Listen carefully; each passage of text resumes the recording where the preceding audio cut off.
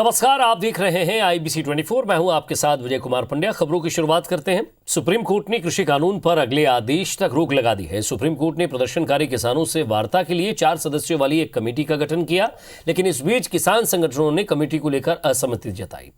किसान नेताओं का कहना है कि देश के किसान कोर्ट के फैसले से निराश हैं। सुप्रीम कोर्ट ने किसान आंदोलन पर मंगलवार को सबसे बड़ा फैसला सुनाया है। कोर्ट ने केंद्र सरकार के तीनों कृषि कानूनों पर अस्थायी तौर पर रोक लगा दी है। इसके साथ ही कोर्ट ने एक कमेटी का भी गठन किया है। शीर्ष अदालत ने कहा कि समिति सरकार के साथ साथ किसान संगठन के प्रतिनिधियों को सुनने के बाद न्यायालय में समक्ष एक रिपोर्ट प्रस्तुत करेगी। रिपोर्ट में कमेटी की सिफारिशें होंगी। ये काम 2 महीने में पूरा किया जाना है। पहली बैठक सुप्रीम कोर्ट के फैसले से 10 दिनों के भीतर आयोजित की जाएगी, मगर किसान नेताओं की तरफ से कमेटी को लेकर कई सवाल उठ रहे हैं।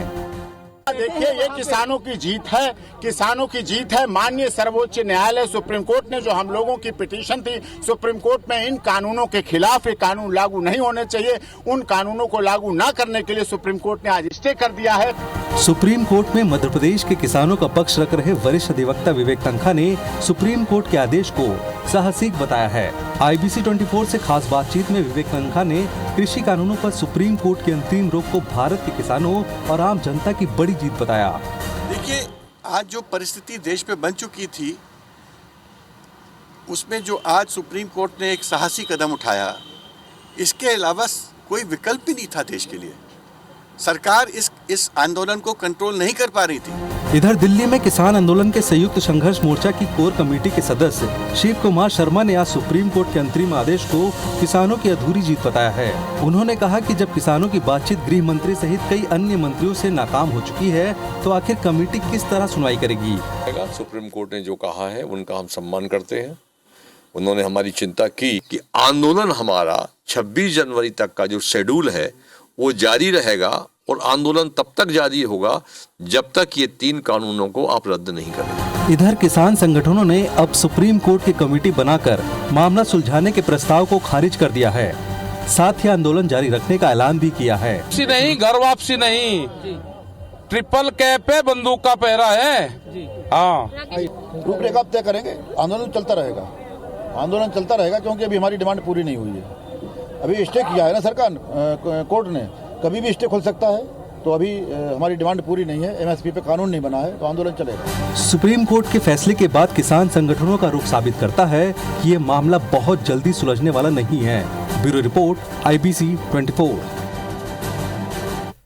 और अब बात मुरैना की कर रहे हैं, जहां से बड़ी खबर मिल रही है। जहरीली शराब से अब तक 14 लोगों की मौत हो गई है। बावली और मानपुर गांव में मरने वालों की संख्या 14 हो गई है। गांव मानपुर में आज देर शाम 8 लोगों और बावली में 3 का अंतिम संस्कार हुआ है। परिजनों के आने पर 3 का अंतिम संस्कार यहां होगा कल। मुरैना ग्वालियर के चिकित्सालय में अभी भी 10 से 15 लोगों का इलाज जारी है। तो पुलिस ने 2 आरोपियों को हिरासत में भी लिया है।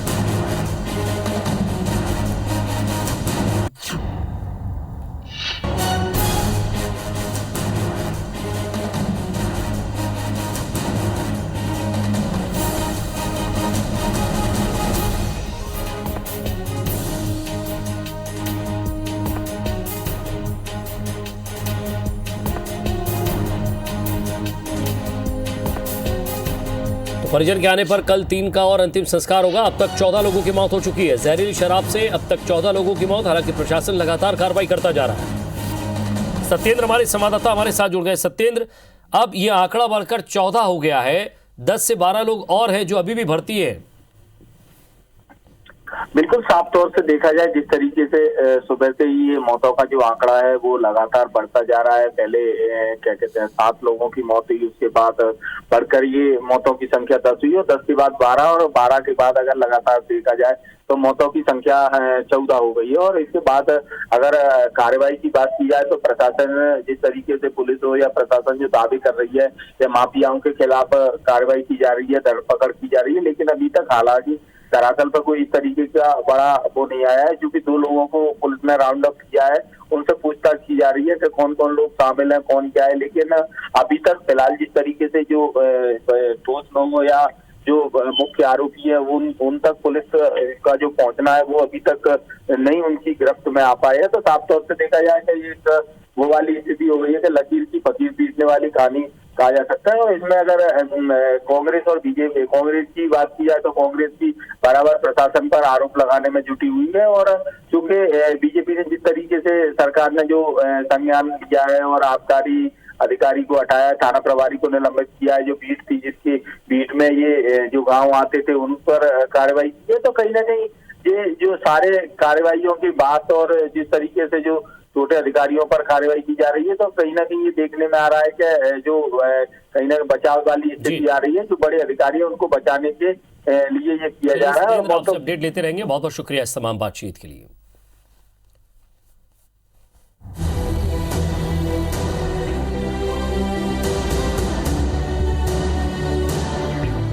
यह है मुरैना जिले का मानपुर गांव। जहरीले जाम ने इस गांव की 7 जिंदगी छीन ली। किसी का बेटा, किसी का पिता तो किसी का भाई अब इस दुनिया में नहीं रहा। हर घर के बाहर लोग गमगीन होकर बैठे हैं। यही हाल पावली और सुमावली का है। लोगों का कहना है कि गांव में अवैध शराब का कारोबार बेधड़क चल रहा है, जो जहर में तब्दील होकर कई जिंदगियों को लील गया। लोग जहरीली शराब बनाने वाले माफियाओं पर सख्त कार्रवाई की मांग कर रहे हैं। शराब पे बेचे थे 3 कद्दी सगा इल्ला लगा दी बिन जमीन जायदाद सबने कुत्ता ने कि बापा डाल दिला पे तो न अंदर सबने जो शराब बनाते थे पकड़ के हमने को बुक कर दी, बंद होना चाहिए शराब। मैं कई बार पंचायतें भी जुड़ी थी तो उसमें भी रखते थे कि भाई शराब बंद कर दो, तो कोई चालू कर देता। थाने में भी कंप्लेंट की है पर वो तो सब मिलेगा, साले चुटके हैं वो तो। अगर पहले समय रहते कार्रवाई हो गई होती तो शायद हमारे पापा जिंदा होते। आज गांव में कम से कम 4 से 5 बॉडी हैं इसी अवैध शराब की वजह से। इधर इस घटना से गुस्साए लोगों ने पोस्टमार्टम के दौरान जमकर हंगामा किया। साथ ही मुरैना सबलगढ़ मार्ग पर चक्का जाम कर दिया। बाद में प्रशासन की समझाइश पर मामला शांत हुआ। इधर सरकार के आदेश पर प्रशासन ने बागचीनी थाना प्रभारी समेत बीट प्रभारियों को निलंबित कर दिया। साथ ही जिला आबकारी अधिकारी पर भी निलंबन की गाज गिरी है। पुलिस ने जहरीली शराब बनाने वाले 7 लोगों के खिलाफ भी केस दर्ज किया है। इधर चंबल आईजी मनोज शर्मा ने मृतकों के परिजनों और इलाज करा रहे लोगों से बात की। शराब की वजह से आया है सामने। वो जो पुलिस अपनी कार्रवाई कर रही है, सीजिंग की कार्रवाई की गई है, दबिश दी गई है और उनकी गिरफ्तारी के प्रयास चल रहे हैं। जो इलाजरत लोग थे उनसे उनके परिजनों से चर्चा किया था, तो वो भी बताने में भी मतलब पूरी तरह से उनको क्लियर नहीं कि कहाँ से लेके आए थे या कहाँ से लाते थे, किसने कल ला के दी थी। 1-2 के नाम जो डाउट है उन्होंने बताया है। ऑलरेडी इसमें आपराधिक प्रकरण पंजीबद्ध है। जो संदिग्ध लोग हैं उनके खिलाफ कार्रवाई होगी ही होगी। इस मामले में राजनीति भी शुरू हो गई है। दिमनी से कांग्रेस विधायक रविंद्र सिंह तोमर ने मानपुरा पहुंचकर पीड़ितों से मुलाकात की। कांग्रेस ने इस घटना की जांच के लिए 6 सदस्यीय जांच टीम बनाई है, जो मौके पर जाकर घटना की जांच करेगी और फिर प्रदेश कांग्रेस कमेटी को रिपोर्ट सौंपेगी। पूर्व सीएम कमलनाथ ने सरकार को घेरते हुए कहा है कि गांव के लोगों को राशन नहीं मिल रहा, लेकिन जहरीली शराब जरूर मिल रही है। इतना बड़ा घटनाक्रम, ये एक साथ इतने लोगों की मृत्यु हुई है, तो निश्चित रूप से ये अवैध शराब का जो माफियाओं का जो चल रहा है और ये जहरीली शराब भारतीय जनता पार्टी का सब दिख रहा है ना, ये कार्य दोषी हो उस पर कार्रवाई होना चाहिए ना। गांव में राशन नहीं मिल रहा पर शराब जरूर मिलती है और वो भी जहरीली शराब। सत्ता पक्ष ने इस घटना पर दुख जताया है। गृह मंत्री नरोत्तम मिश्रा से लेकर सीएम शिवराज सिंह चौहान तक ने दोषियों पर कड़ी कार्रवाई की बात कही है। थानेदार को तत्काल प्रभाव से सस्पेंड कर दिया है। वरिष्ठ अधिकारी मौके पर पहुंच गए। एक अलग से जांच दल भी जा रहा है। कोई भी दोषी होगा, कितना भी बड़ा होगा, कोई नहीं बख्शा जाएगा। दुर्भाग्यपूर्ण घटना हुई है। मैंने जिला आबकारी अधिकारी को सस्पेंड किया था, टीआई सस्पेंड कर दिया गया है, अभी जांच जारी है। दुखद घटना है। अवैध शराब बेचने वाले लोगों के खिलाफ मध्य प्रदेश की सरकार ऐसे लोगों को किसी भी कीमत पर बख्शना तो छोड़ दो, ऐसे लोगों को मध्य प्रदेश से उखाड़ करके फेंक देंगे। ऐसे लोग नहीं बचेंगे, इनके खिलाफ अभियान चलेगा। सरकार के अपने दावे हैं। बहरहाल इस मामले में निचले स्तर के अधिकारियों पर जरूर निलंबन की गाज गिरी है, लेकिन शराब माफिया के खिलाफ अब तक कोई कार्रवाई नहीं हुई है। मुरैना से सत्येंद्र सिंह तोमर और नासिर गौरी के साथ bureau report IBC 24। Shivraj cabinet ने बड़ा फैसला लेते हुए मध्य प्रदेश ग्रामीण ऋण विमुक्ति विधेयक को मंजूरी दी है। प्रदेश के ग्रामीण क्षेत्र के छोटे और मझोले किसानों के साथ भूमिहीन कृषि श्रमिकों और उसके दायरे में आएंगे। इस कानून के तहत 15 अगस्त 2020 तक गैर लाइसेंसी साहूकार से लिया कर्ज और ब्याज माफ होगा। इस विधेयक को विधानसभा में प्रस्तुत करने के लिए राष्ट्रपति की मंजूरी लेना उसके लिए भेजा जाएगा। कैबिनेट ने केंद्र सरकार की प्रधानमंत्री सूक्ष्म खाद्य उन्नयन योजना को साल 2020-21 से 2024-25 तक के लिए राशि 500 करोड़ रुपए के प्रावधान के साथ क्रियान्वित करने की स्वीकृति दी है। कैबिनेट में 16 जनवरी से शुरू हो रहे कोरोना टीकाकरण को लेकर भी चर्चा हुई। इसे लेकर 14 जनवरी को दोपहर 12 बजे वीडियो कॉन्फ्रेंसिंग के माध्यम से सभी जिलों के क्राइसिस मैनेजमेंट ग्रुप, धर्मगुरुओं, सामाजिक संगठनों और जनप्रतिनिधियों से चर्चा की जाएगी। सभी के सहयोग से इस अभियान को सफलतापूर्वक प्रदेश में संचालित किया जाएगा। प्रदेश को पहले चरण के लिए 5 लाख डोज मिलेंगे। टीकाकरण के पहले चरण के लिए 4,16,000 स्वास्थ्यकर्मी पंजीकृत हैं। 25 जनवरी तक फ्रंटलाइन वर्कर्स का पंजीयन होगा। आज जो मध्य प्रदेश ग्रामीण ऋण मुक्ति विधेयक 2020 लागू किया गया, इसमें 3 प्रकार के लोग लाभार्थी होंगे। पहला भूमिहीन कृषि श्रमिक, दूसरा सीमांत किसान और तीसरा छोटे किसान। उज्जैन में बाबा महाकाल मंदिर के विकास योजना के लिए सीएम शिवराज सिंह चौहान ने 500 करोड़ रुपए देने की घोषणा की। मंदिर विकास योजना की फिल्म का अवलोकन कर मुख्यमंत्री ने साफ कर दिया कि महाकाल मंदिर के विकास की योजना में पैसों की कमी नहीं आएगी। इस दौरान उन्होंने महाकाल मंदिर विकास योजनाएं, भूमाफियाओं और असामाजिक तत्वों के खिलाफ लगातार की जा रही कार्रवाई के लिए कलेक्टर आशीष सिंह की पीठ थपथपाई। उन्होंने कहा, महाकाल मंदिर के विकास के लिए मंदिर के आसपास 70 मीटर एरिया के अतिक्रमण और 200 से अधिक भवन हटाए जाएंगे।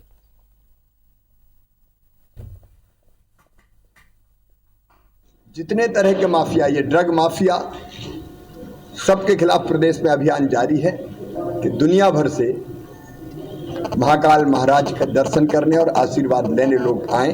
उसके हिसाब से यहाँ सुविधाएं जुटाना, श्रद्धालुओं के लिए आसपास स्पेस होना, जगह होना, ये अत्यंत आवश्यक है। लगभग 500 करोड़ रुपया इसमें खर्चा होगा। महाकाल महाराज जहाँ है वहाँ 500 करोड़ क्या है। स्वामी विवेकानंद की जयंती को राष्ट्रीय युवा दिवस के रूप में मनाया गया है। इस अवसर पर भोपाल के बीजेपी प्रदेश कार्यालय में युवा सम्मेलन का आयोजन किया गया। बीजेपी के कार्यालय में स्वामी विवेकानंद की प्रदर्शनी लगाई गई, जिसमें उनके जीवन को बताया गया। बीजेपी प्रदेश अध्यक्ष वी.डी. शर्मा ने प्रदर्शनी का उद्घाटन किया। शर्मा ने स्वामी विवेकानंद के जीवन पर प्रकाश डालते हुए युवा कार्यकर्ताओं से उनके जीवन सिद्धांतों पर चलने की अपील की। वहीं युवा सम्मेलन में निकाय चुनाव के मद्देनजर युवा मोर्चा के कार्यकर्ता शक्ति प्रदर्शन भी करते नजर आए।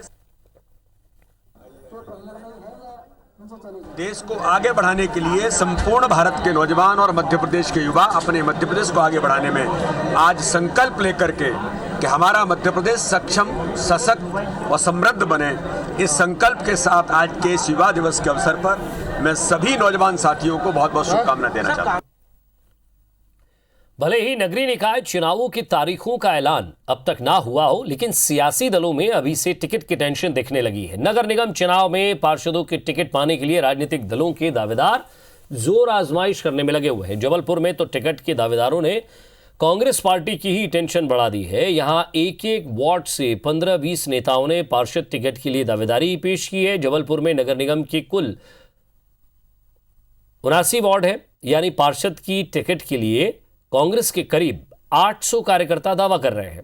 हालांकि कांग्रेस इसे पार्टी की जीत का संकेत बता रही है, तो बीजेपी चुटकी लेने में पीछे नहीं है। हमने सबके साथ दिया है, तो मेरे को आत्मविश्वास है, पूर्ण आशा नहीं बल्कि पूर्ण विश्वास है कि ये लोग मेरी मेहनत को देखते हुए मेरे दिल को नहीं दुखाएंगे और मेरे को कांग्रेस से टिकट दिलाएंगे। हमारी स्थितियां ऐसी, कार्यकर्ता बहुत ज़्यादा एक्टिव है और अभी होने लगी, अभी तो जबकि डेट नहीं आई, और मुझे लगता है कि चुनाव तक ये एवरेजन 20-20 कार्यकर्ताओं की डिमांड हर वार्ड से हो जाएगी। हर चुनाव में आप लोकसभा का पिछला चुनाव जबलपुर शहर के अंदर देख लें, 500-500 में सीमित रहे हैं वो वार्डों के अंदर। अगर उनके पास सक्रिय 20 कार्यकर्ता है तो ऐसी हालत नहीं होती। ये झूठ और फरेब का पुलिंदा है कांग्रेस का। एक ही आउटलेट से गाय का दूध और अंडा बेचने से विवादों में रहा मध्य प्रदेश सरकार का राज्य पशुधन एवं कुक्कुट विकास निगम अब एक नए आउटलेट को लेकर विवादों में आ गया है। यह आउटलेट है व्हाइट यॉर्कशायर पोर्क मीट यानी विदेशी सुअर का मांस। मध्य प्रदेश के इस पहले आउटलेट को बाकायदा भोपाल नगर निगम ने लाइसेंस भी जारी किया है। खास बात यह भी है कि इस विदेशी सुअर के मांस की होम डिलीवरी की सुविधा भी शुरू की गई है। इस आउटलेट को लेकर निगम का कहना है कि पोर्क मीट का निर्माण स्वच्छ हाइजीनिक वातावरण के साथ फार्मिंग कंडीशन में हो सके, इसलिए इस आउटलेट को मंजूरी दी गई। साथ ही इसके लिए रोजगार उपलब्ध कराने का भी प्रयास किया गया है। ये भी दावा किया गया है कि इसे डीप फ्रीजर में 20 दिनों तक सुरक्षित रखा जा सकता है। इस आउटलेट पर कांग्रेस ने आपत्ति जताई है। कांग्रेस का कहना है कि सनातन संस्कृति की दुहाई देने वाली बीजेपी सरकार का ये असली चेहरा है। बीजेपी कहती कुछ और है, दिखाती कुछ और है और करती कुछ और है। सफ़ेद सुकर हैं जो कि विदेशी नस्ल के हैं। इनका फार्म यहाँ पर श्यामपुर में है, जहाँ पे कि ये पाले हुए हैं अपने फार्म पे, और वहाँ से लाके यहाँ पे बाकायदा हाइजीनिक तरीके से पैक करके और उसको बेचते हैं। तो लोगों को रोज़गार भी मिल रहा है और उनकी जो कुपोषण है वो भी दूर हो रहा है। वो सुअर के मांस की होम डिलीवरी देने को तैयार हैं। तो आप समझ सकते हैं कि इनकी कथनी और करनी में कितना बड़ा फ़र्क है। ये लोग कहते कुछ हैं, करते कुछ हैं, दिखाते कुछ हैं, बताते कुछ हैं। मध्य प्रदेश में बुधवार को कोरोना वैक्सीन की खेप पहुंच जाएगी और इसे लेकर चिकित्सा शिक्षा मंत्री ने प्रदेश के सबसे बड़े वैक्सीनेशन सेंटर अमीदिया में जाकर सुविधाओं का जायजा लिया है। मध्य प्रदेश में पहले चरण में 4.5 लाख से अधिक लोगों को कोविड-19 वैक्सीन लगाई जाएगी। चिकित्सा शिक्षा मंत्री विश्वास सारंग से बातचीत की हमारी संवाददाता आकांक्षा शर्मा ने। वैक्सीन की प्रक्रिया शुरू होने जा रही है। ऐसे में खुद चिकित्सा शिक्षा मंत्री यहां पहुंचे हैं वैक्सीनेशन का जायजा लेने के लिए कि आखिर कैसे ये प्रक्रिया शुरू होगी। सर, आज आप खुद हमीदिया पहुंचे हैं, क्या जायजा आपने लिया, किस तरीके से ये जो प्रक्रिया है वो शुरू होगी? देखिए, हमारी पूरी तैयारी है और आज मैंने जीएमसी का हमारे इस सेंटर का दौरा किया है और हमारे यहाँ लगभग 4,31,000 लोगों को मध्य प्रदेश में वैक्सीन लगनी है, जो प्राइवेट सेक्टर के भी हैं और गवर्नमेंट सेक्टर के भी हैं, और इसकी पूरी व्यवस्था है। पूरी लिस्ट बन चुकी है। हर सेंटर में लगभग 100 लोगों को एक दिन में वैक्सीन लगेगी। 5 वैक्सीनेटर ऑफिसर उस सेंटर पर रहेंगे। पहले आइडेंटिफिकेशन होगा, फिर एनरोलमेंट होगा। कोविन जो हमारा पोर्टल है उस पर वैक्सीन लगाई जाएगी। आधा घंटे तक बेनिफिशरी को यहाँ पर रोका जाएगा। यदि भगवान ना करे किसी तरह का यदि उसको चिकित्सीय यदि बैकअप की जरूरत पड़ेगी तो उसकी भी हमने व्यवस्था की है और सभी व्यवस्था हमारी चुस्त दुरुस्त है। सर, बहुत सारे विवाद भी वैक्सीन को लेके उठे हैं, पीछे भी हमने देखा है। पैदा कर रहे हैं जिनकी आदत है, जो विघ्न संतोषी हैं, जिनको विघ्न पैदा करने में संतोष मिलता है। अब आप दिग्विजय सिंह जी, शशि थरूर जी का इतिहास तो उठाकर देखिए कि उन्होंने खुद अपने व्यक्तिगत जीवन में क्या किया है। केवल मानव जाति को, केवल समाज को खतरे में डालना और विघटन की राजनीति करना, नकारात्मकता पैदा करना, ये उनका ध्येय है। इसलिए उन पर ज़्यादा ध्यान मत दीजिए। वैक्सीन फुल प्रूफ है। प्रदेश में वैक्सीन आएगी और 16 तारीख से ये वैक्सीन लगना शुरू होगी और सबसे पहले जो फ्रंट लाइन वर्कर्स हैं, यानी जो हमारे स्वास्थ्य कर्मचारी हैं, उनको ये वैक्सीन लगाई जाएगी। और उम्मीद यही है, चिकित्सा शिक्षा मंत्री ने यही उम्मीद जताई है कि ये जो वैक्सीन के पीछे जितना भी विवाद चल रहा है वो विवाद नहीं और वैक्सीन फुल प्रूफ चेक की गई है, इसमें किसी भी तरीके की कोई कमी नहीं है। तो बस अब इंतजार 16 तारीख का है, जब मध्य प्रदेश में लोगों को, यानी फ्रंट लाइन जो वर्कर्स हैं, उनको वैक्सीन लगना शुरू होगा। कैमरामैन अजय मालवीय के साथ आकांक्षा शर्मा, IBC 24 भोपाल। देश में 16 जनवरी से कोरोना का टीकाकरण शुरू हो रहा है। पहले चरण में स्वास्थ्य कर्मियों को वैक्सीन लगाई जाएगी। इंदौर में 8 अस्पतालों में वैक्सीनेशन किया जाएगा। इन अस्पतालों में बॉम्बे हॉस्पिटल, चोइथराम अस्पताल, Hukumchand polyclinic, Rajshree, Apollo, Aurobindo unique, MGM medical college और देपालपुर का CHC वैक्सीनेशन सेंटर शामिल है। वैक्सीनेशन टीम में 5-5 लोग होंगे। वैक्सीनेशन की तैयारियों को लेकर आज कमिश्नर और कलेक्टर ने स्वास्थ्य विभाग के रीजनल वैक्सीनेशन वितरण केंद्र के साथ डिस्ट्रिक्ट वैक्सीन सेंटर का जायजा लिया। एयरपोर्ट पर वैक्सीन के आने के बाद सबसे पहले रीजनल वैक्सीन सेंटर से डिस्ट्रिक्ट वैक्सीन सेंटर तक भेजा जाएगा, जहां से फोकल पॉइंट पर भेजा जाएगा। दरअसल स्वास्थ्य विभाग ने 26,422 स्वास्थ्य कर्मियों को वैक्सीन लगाने के लिए 5 दिन का समय दिया है। इसके लिए विभाग माइक्रो लेवल पर प्लानिंग कर रहा है। 16 तारीख से माननीय प्रधानमंत्री जी द्वारा जो एक कार्यक्रम के माध्यम से प्रारंभ किया जाएगा, उसमें इंदौर के 8 हॉस्पिटल्स लिए गए हैं 8 हॉस्पिटल्स में हेल्थ वर्कर्स का हम लोग शुरू कर देंगे और जैसे भी निर्देश मिलेंगे बाकी जो हमारे 102 सेंटर्स हैं हेल्थ वर्कर्स के लिए, उसके बाद फ्रंटलाइन वर्कर्स के लिए, उसके बाद 50+ के लिए, जैसे जैसे निर्देश मिलेंगे हम लोग करते जाएंगे। संभाग का अपना हमारा स्टोर है, उस स्टोर से रेफ्रिजरेटेड वैन्स के थ्रू वैक्सीन जिलों में जाएगी। लगभग 12 वैन्स हमारे पास अच्छी स्थिति में है। जो संभागीय स्टोर है और जिला स्तर के स्टोर है उन सबको 1-4 की गार्ड से सिक्योर किया जाएगा और जो फोकल पॉइंट्स हैं उस पर भी सिक्योरिटी पुलिस की रहेगी। और इसी के साथ फिलहाल इस बुलेटिन में इतना ही। नमस्कार।